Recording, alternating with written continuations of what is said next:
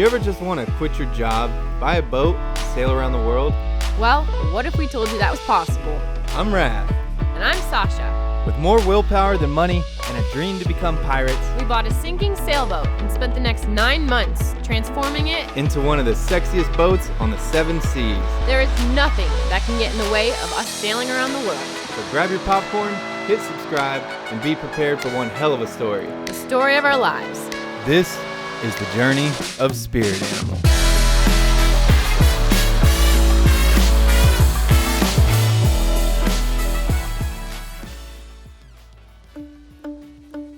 So we are in the yard, and we've had a few problems arise. We got about 20 layers of various types of bottom paint on this boat that were clearly not installed properly. We also found out that our through holes are breaking off like Kit Kat bars and all need to be replaced. And we have a small hole in the side of our boat that could be bigger than what meets the eye.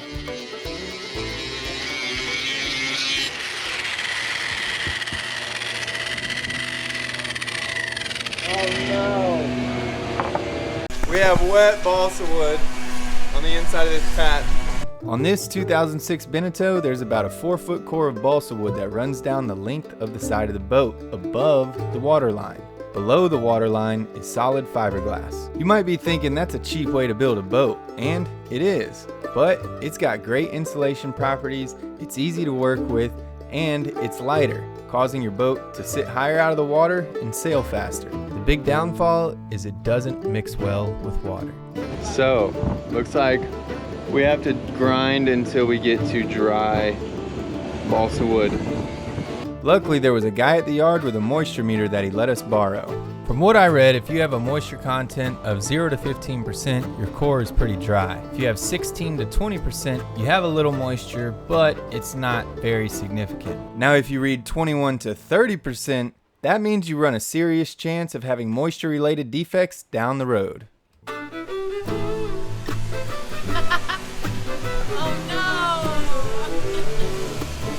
Is that funny? No, not at all. So this line I drew is between 16 and 20%. And before I go cutting a huge hole in the side of the boat, I figured I'd cut a little in each direction to make sure this moisture reader is correct. Oh, I ripped my pants. Alright, so we're getting to some good wood. That ain't bad. We used a cheap moisture meter and that thing was all over the place. So I'm gonna cut this down until we get to some good wood.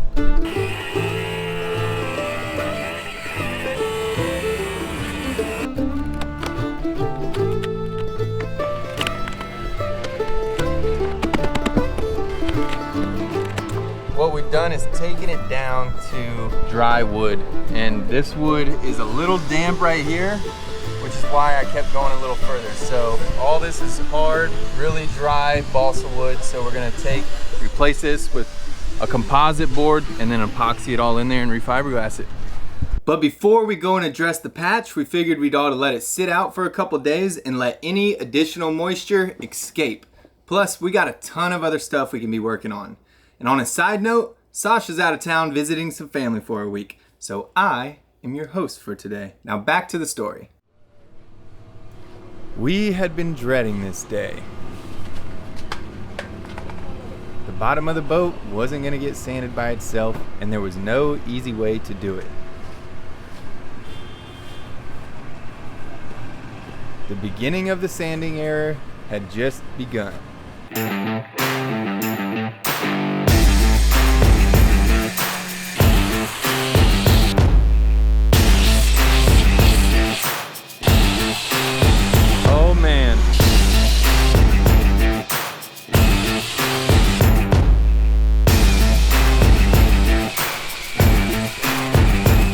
That's the shoulder work right there. Woo! One of the professionals in the yard told us we didn't have to get it down to gel coat. He said sand down the majority of the paint, getting all the loose stuff off the boat until you have a nice, even, strong layer of paint that you can bond to with new primer. But even this was difficult because the paint was gumming up our sandpaper every square foot. We were even using 24 grit sandpaper and we would still have to take a wire brush to the pads every couple minutes. So whatever you do, don't let this video fool you because this was no easy task. We were cracked out on Red Bull and Bang Energies for 5 days and used over 60 sheets of sandpaper, sanding from sunup to sundown just to get this boat where it needed to be. And yes, this took a serious toll on us. Our shoulders were burning from holding the sander, our eyes and skin were burning from the toxic paint. Every day we dreaded how much we still had left to do, which really affected our mental state.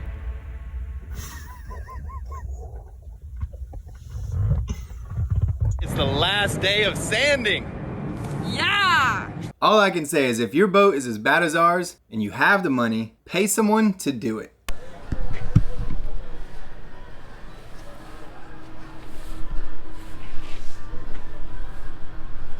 Beauty queen style.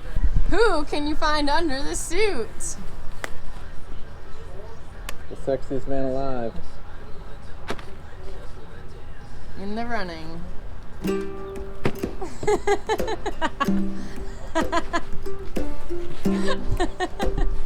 The next day, we had to put the suits back on. It was time to sand again. This time we were prepping all the fiberglass we were about to patch. Now being that this 50-foot ex-charter boat has 4 bathrooms, a kitchen, and an engine room, this sucker's got a lot of through holes. 17 to be exact, plus 2 transducer holes, which leaves us with 19 points of potential water intrusion. Our plan now is to patch 4 of those through holes and 1 of the transducer holes, leaving us with only 14 holes in the boat, which is still a good amount. But we've reduced our odds of sinking by 26%, which makes this boat a little bit safer and will help me and Sasha sleep better at night.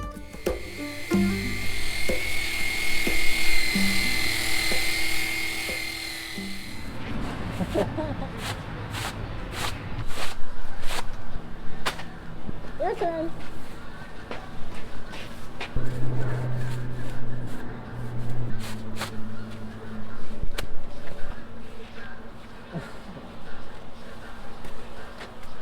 I wasn't trying to. Let me brush it off.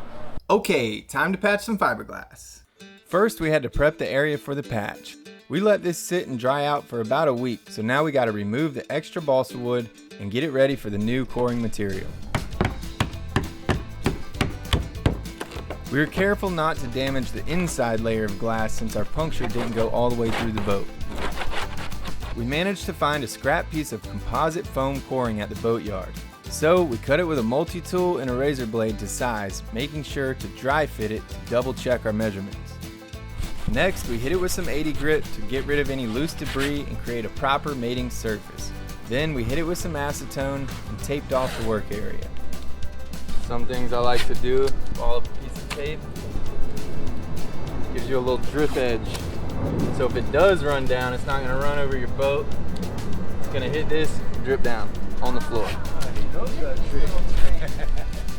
Now it was time to mix up the resin that we bought from our local hardware store. Although it's more expensive, it's always a better option to go with an epoxy resin. It's 20% stronger than polyester resin, and it's a lot more resistant to water, meaning you're less likely to have delamination in the future. The kind we bought has a 3-to-1 mix ratio, so for every 3 pumps of resin, we did 1 pump of hardener. Now this needs to be dead on with epoxy resin. You can't add extra hardener like you can with polyester resin to make it kick faster. And not all epoxy resins are the same, so make sure and read the instructions first. Now there are many different filling agents to thicken up epoxies for different applications. But for this, we're using silica, which is going to help thicken up the epoxy and prevent it from sagging when we install our foam core. We got our consistency right before adding our hardener so we weren't racing the cure time of the epoxy. But now that we mixed it up, the clock starts now. We have about 15 minutes of workable time until the epoxy starts to get hot and kick. And while I was doing that, this flew into a puddle. So now we're on a time crunch. I'm about to make another one real quick. Luckily we just have just enough.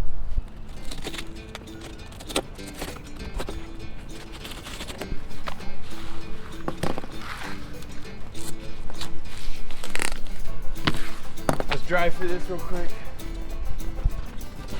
Perfect fit. Okay.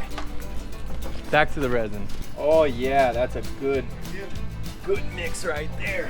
Okay, then we took the epoxy and buttered the backside of our core. We got a little dirt in there, but that's all right. Now we won't forget where we came from. and you can see it squishing out around the outsides. That's how you know you put plenty in there. Then we took the rest of the epoxy and saturated the core.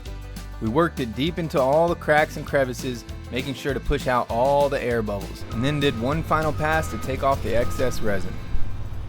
Just like that.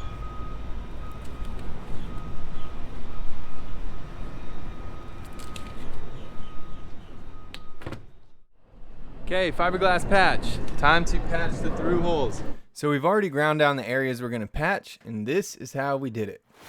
Each patch was ground down the thickness of how many layers of glass we wanted to patch it with. We figured 5 or 6 layers on the through holes would be plenty. Each patch also has a taper to it, so the deepest part is in the center, then it feathers out to the highest points around the edges. So the first layer of glass you're gonna put down is gonna be the smallest. Then it's going to gradually get bigger and bigger until your final patch goes almost to the edge. This allows all the layers of glass to have a grabbing point to the original hull. We use 2 different kinds of fiberglass for our patches. We got chop strand, and we have biaxial, which is a braided matte fiberglass that's a lot stronger than chop strand. So you alternate the 2 materials. The chop strand is what you want your outer layer to be. It's easier to sand down and get flat. We cut all of our layers of glass out using scissors and then mixed up our epoxy resin. Now a trick we found, which saves a lot of time, is wetting out all the patches on the table at the same time. This way you don't have to install each layer one by one with resin dripping down in a vertical position. Okay, now we're gonna take our patch, put it on.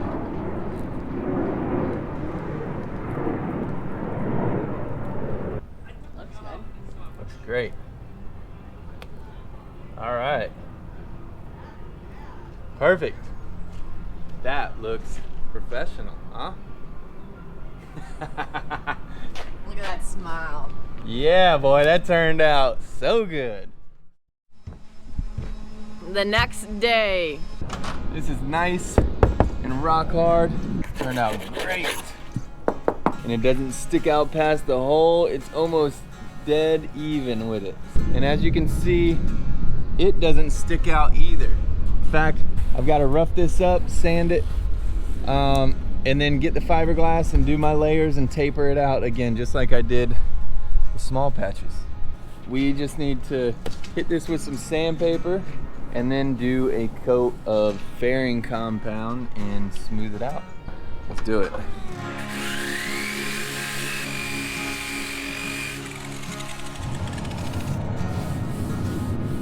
Beautiful. Sasha and I would spend the next few days cutting glass and patching holes.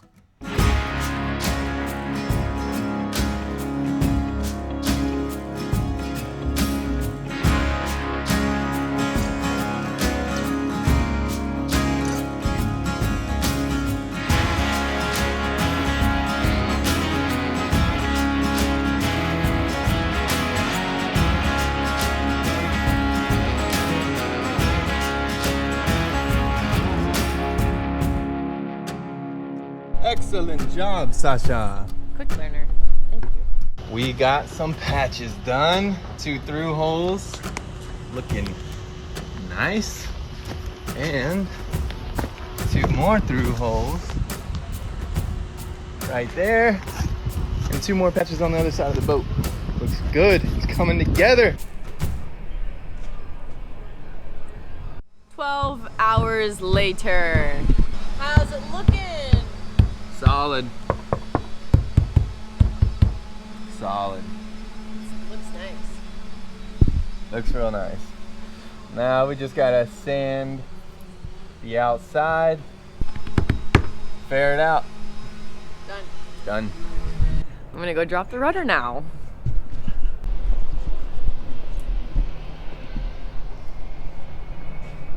I can't lift this thing. I tried. What happens if our boat's ever sinking? Well, hopefully it'll just pop open. Holy cow, that thing's heavy. Okay. Good. Thank you. Yeah. She is gonna drop the keel. Rudder. Is it the rudder? Yeah, that's the rudder. She has to get in here to drop the rudder. so that we can replace these rudder bearings because our rudder is moving pretty bad. And we're gonna do some touch up here with fiberglass. I think it's stuck up there. Tap it with a hammer.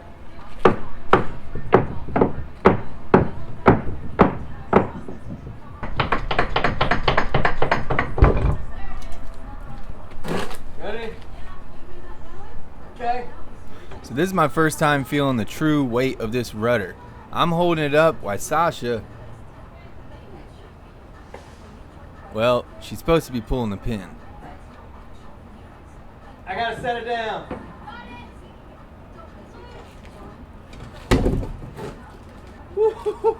Alright, that thing is way heavier than what I thought. If I had to guess, I'd say that thing was pushing about 300 pounds. And I'm wondering if it's supposed to be like this. That's a nice keel, boy. It's a rudder. Yeah, try to pick it up. See what I was holding up. Didn't budge it. I gotta get back to the gym. Didn't budge it. Come on, get it. I can't. Didn't go off the ground. She just twisted it a little. That thing's heavy. Holy cow. I'm telling you, you were like, just hold it while I get the pin out. Like, well, you did it. See, you Mr. Hulk over here. oh, how did I do that?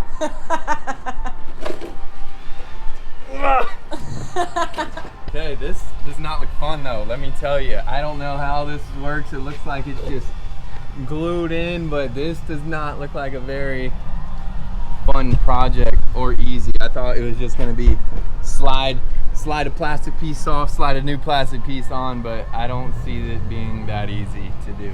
So we need to take some measurements, send in the circumference and diameter to the keel place. Rudder! It's a rudder! Yeah, to the keel place. Rudder! And then we're gonna get some new keel bearings in here. Shut up. You're lucky we didn't have the camera rolling. 2 seconds ago, she walks up to this prop and goes, no cracks in the rudder.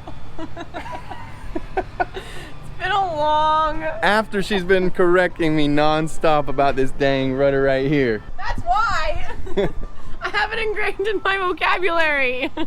Or maybe you're losing your mind a little bit from being in the yard for 14 straight days. But what do I know? One thing I do know is that a keel looks like a rudder and a rudder looks like a keel, and they both hang off the bottom of the boat. But after getting it wrong about 20 times and Sasha correcting me non-stop, I figured I better come up with a way to tell the difference between the two. So I looked at the boat through the eyes of an anatomy professor, and I said, if that keel was on a person's body, what body part would that be? Okay, that concludes our lesson. Tune in next week to find out.